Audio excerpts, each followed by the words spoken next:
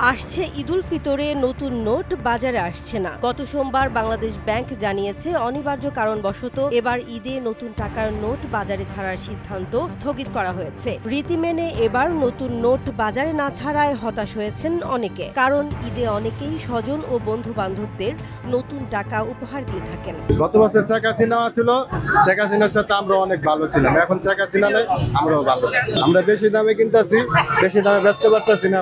একটা বান্ডিল আপনি নিবেন, একটা বান্ডিল 1500 টাকা দেয়া, 10 টাকার বান্ডিল 1500 টাকা, 500 টাকা নাই হয়ে যায়। আপনি নিবেন, কেউ নিতে চাইবো না। আপনাকে আমি যে ব্যস্ত আছি, আমার বিবেকে বাধা লাগে। ব্যবসা বাণিজ্য ভালো না ভাই, অনেক খুব খারাপ অবস্থায় আছে। আমরা এবারকার চোর করতে বান্ডিল কিনে রাখছি দাম দিয়ে।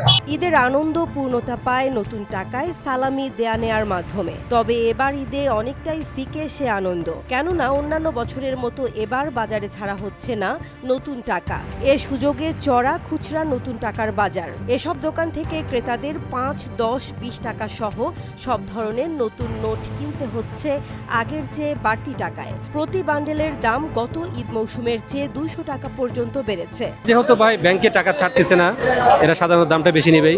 আমি 4000 টাকা নিলাম, 5100 টাকা দিলাম, 2000-এ আমি 500 টাকা 50 বেশি দিলাম। আর এখানে স্বাভাবিক দাম বেশি নিচ্ছে, গতবারের চেয়ে, মানে প্রতি বছর যে দাম বেশি নিচ্ছে, অস্বাভাবিক দাম। নতুন টাকা নেওয়ার কারণ ঈদ উদযাপন হবে, বাড়িতে ভাই ব্রাদার আছে, আত্মীয় স্বজন সবাইকে দেওয়া হবে, এই আর কি। গতবার তুলনায় এবার আমি 300 টাকা বেশি দিলাম, মানে 1300 টাকা বেশি দিলাম। রাজধানীর গুলিস্তান এলাকায় বিভিন্ন দোকানে নতুন নোট বিক্রি হয়। সেখানে ঈদের আগে নতুন নোট বিক্রির জন্য সাজিয়ে রাখেন বিক্রেতারা। প্রতি বছরই এসব দোকানে সবচেয়ে বেশি চাহিদা থাকে 10 ও 20 টাকার নোটের। গতবারের তুলনায় এবার বেচাকিনি নাই, একেবারেই নাই। দাম বেশির কারণে তো বিক্রি হইতেছে না।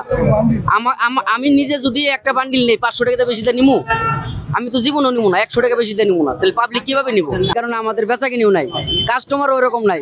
10 জনে জিগাইলে 1 জনে নিতে পারে না, মালের দাম অনেক বেশি, এই কারণে মানুষ নিতে পারতেছে না। আমরা কি করবো এটা বুঝতেছি না।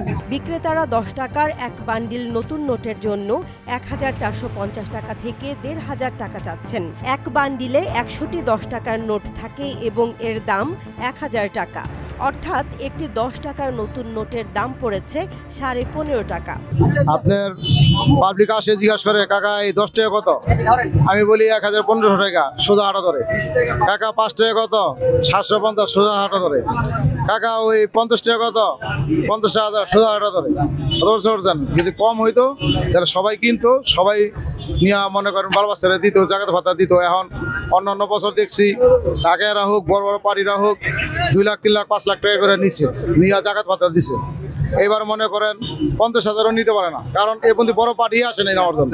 বিক্রেতারা জানান, এবছর নতুন নোটের জন্য বান্ডিল প্রতি ক্রেতাদের 400 থেকে 450 টাকা বাড়তি খরচ করতে হচ্ছে। গত বছর রমজানের সময় 200 থেকে 250 টাকা বাড়তি দিয়েই মিলেছে নতুন নোটের বান্ডিল। এবারের ঈদে নতুন নোট বাজারে আসবে না মূলত এমন খবরে দোকানগুলোতে বিক্রেতারা দাম বাড়িয়ে দিয়েছেন। তারা মূলত ছেঁড়া ও পুরনো টাকার ব্যবসা করেন। এছাড়া রমজানের আগে নতুন নোট সংগ্রহ করে বিক্রি করেন।